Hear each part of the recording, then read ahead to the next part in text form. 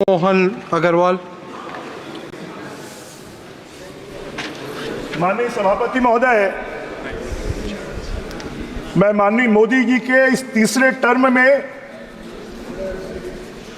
जो 48,21 करोड़ रुपए का बजट प्रस्तुत किया गया उसका स्वागत करता हूं, अभिनंदन करता हूं। माननीय प्रधानमंत्री जी और सीतारमण जी को मैं बहुत बहुत बधाई देता हूं। देश के इतिहास में शायद मैं ये कह सकता हूं कि सदियों के बाद मुगलों ने राज किया, अंग्रेजों ने राज किया, कांग्रेस ने राज किया, मोदी जी का राज आने के बाद इस देश की जनता को लगता है सुनहरा लग रहा है एक एक पल। कई सदियों के बाद तब्दीली हुई है। अगर इस देश में तब्दीली हुई है तो मोदी जी के आने के बाद हुई है। इस देश में तब्दीली हुई है, विकास हुआ है।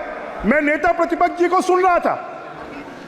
नेता प्रतिपक्ष जी जब खड़े हुए तो जोड़ो जोड़ो भारत जोड़ो, इस देश को तोड़ने का काम किसने किया? पाकिस्तान किसने बनाया? किसने बनाया पाकिस्तान?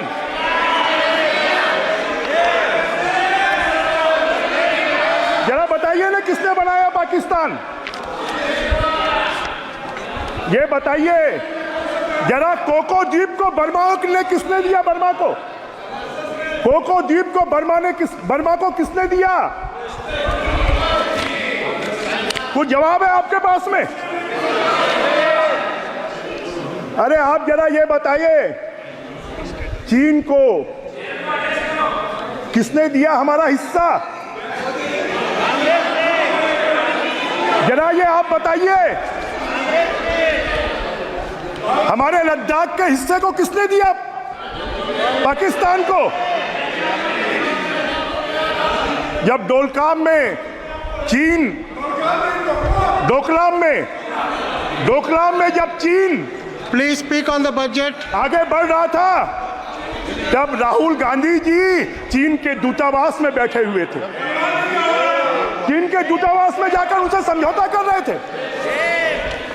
मुझे तो लगता है, मैं राहुल जी का भाषण मैंने बहुत ध्यान से सुना। वो बात कर रहे थे नीट की। छत्तीसगढ़ की पीएससी परीक्षा में कांग्रेस की सरकार में इतना भ्रष्टाचार हुआ कि उसके चेयरमैन आज जेल में है। उसके चेयरमैन आज जेल में है। आप जहां राज्यों में कांग्रेस की सरकार है उसके बारे में आप बात क्यों नहीं करते? माननीय सभापति महोदय, मैं छत्तीसगढ़ से आता हूं। छत्तीसगढ़ प्रभु राम का वनगमन मार्ग है। छत्तीसगढ़ मां कौशल्या की जन्मभूमि है। छत्तीसगढ़ प्रभु वल्लभाचार्य की जन्मभूमि है। छत्तीसगढ़ से महानदी चित्रकोटपुला नदी निकलती है और वो प्रभु राम वनगमन मार्ग से आने के कारण प्रभु राम वहां के भांजे हैं। रामायण की एक चौपाई है, जाको प्रभु दारुण दुख देही, वाकी मति पहले हर लेही। मुझे लगता है कि राहुल जी और विपक्ष की मति को भगवान ने पहले ही हर लिया है। अरे जिस पार्टी को 244 सीटें मिलती हैं, 99 सीट वाला बोलता है कि हम फेल हो गए। 244 नंबर ज्यादा है कि 99 नंबर ज्यादा है? क्या हो गया आप लोगों को? अरे बताइए ना, क्यों इतने उत्साह में है? 244 नंबर ज्यादा होता है कि 99 नंबर ज्यादा होता है?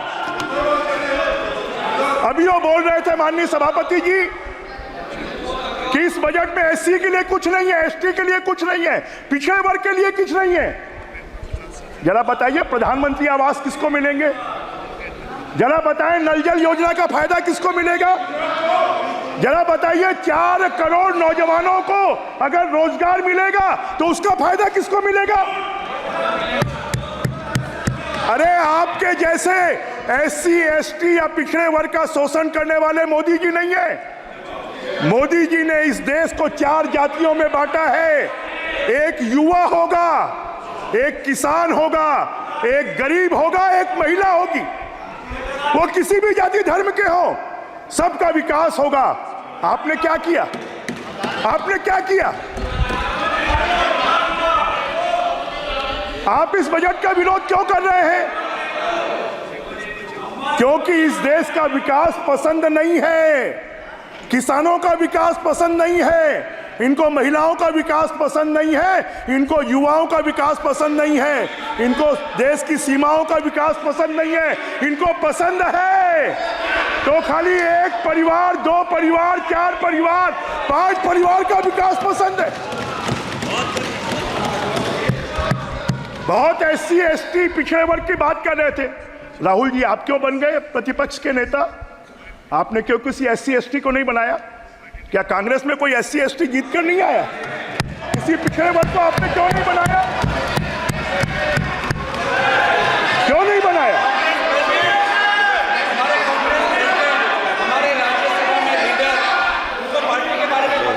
माननीय सभापति महोदय, ये बजट इस देश के 141 करोड़ जनता के सपनों को पूरा करने वाला बजट है। ये बजट संविधान, भारत की तरक्की का बजट है। ये बजट हिंदुस्तान को सशक्त बनाने वाला बजट है। ये बजट हिंदुस्तान को शक्तिशाली बनाने वाला बजट है। ये बजट भारत को स्वाभिमानी बनाने वाला बजट है। ये बजट भारत को आत्मनिर्भर बनाने वाला बजट है। मेरे को लगता है कि शायद सीतारमण जी ने जो बजट की किताब दी, उस किताब को आपने पढ़ा नहीं, और अगर पढ़ा है तो आपको दृष्टि दोष है। यहाँ की हमारी एनेक्सी में आंख का इलाज करने वाले हैं डॉक्टर, जरा जाके आप दिखा लीजिए, आपके दृष्टि दोष को दूर कर लीजिए। माननीय सभापति जी, राहुल जी ने, हमारे नेता, हमारे प्रतिपक्ष के साथी बार बार महंगाई की बात कर रहे थे।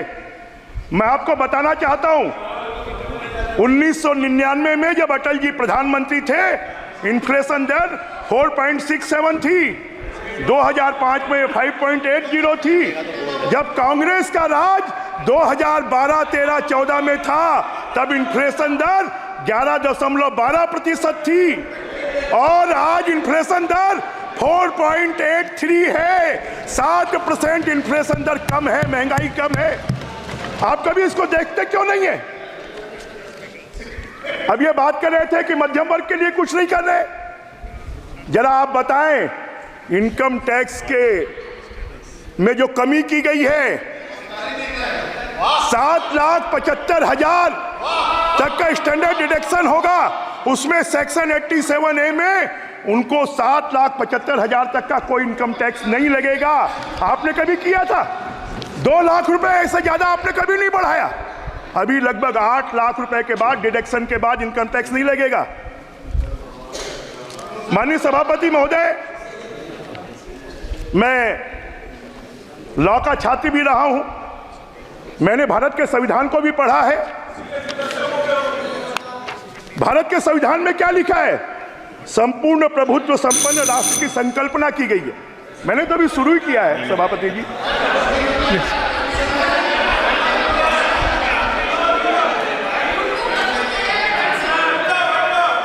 अरे चीन से चंदा लोगे, उससे काम नहीं चलेगा। Please address the chair. अरे चीन से चंदा लेने का काम करते हो, उसके अलावा कोई काम नहीं करते हो।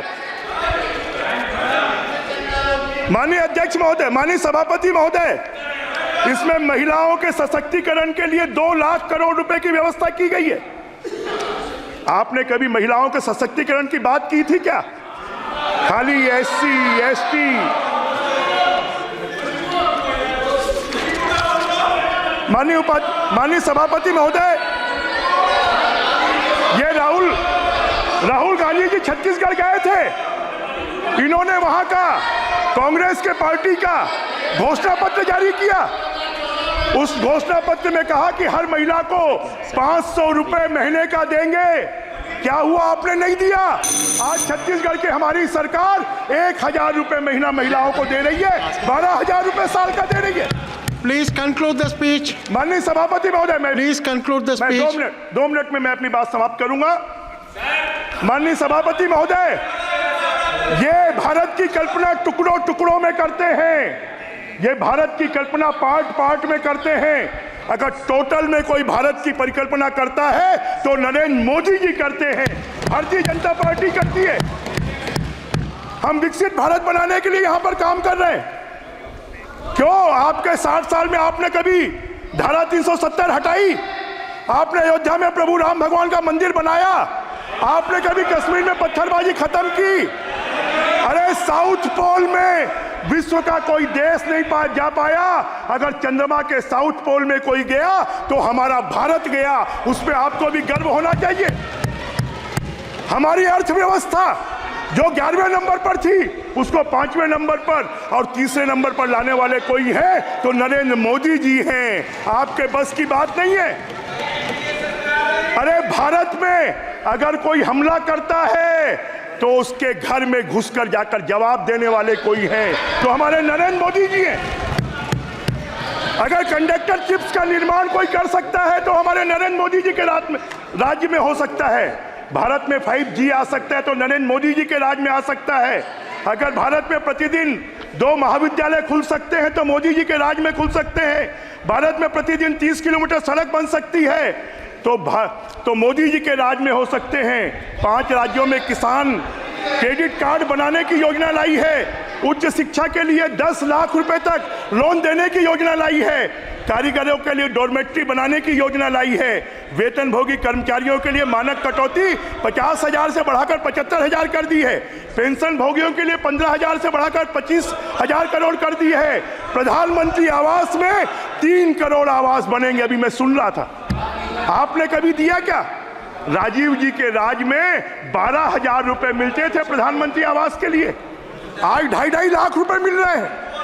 शहरी आवास के लिए 1 करोड़ शहरी आवास बनाए जाएंगे। अरे आपने चांद में तिरंगा नहीं लहराया, मोदी जी ने चांद में भी तिरंगा लहरा दिया। गरीबों वंचितों को सम्मान दिया, किसानों का कल्याण किया, नारी शक्ति को ताकतवर बनाया। अरे अभी तो मनुष्यों के आधार कार्ड बन रहे हैं। अब मोदी जी के राज में किसानों के भी जमीनों के आधार कार्ड बनेंगे, शहरी जमीनों के भी आधार कार्ड बनेंगे।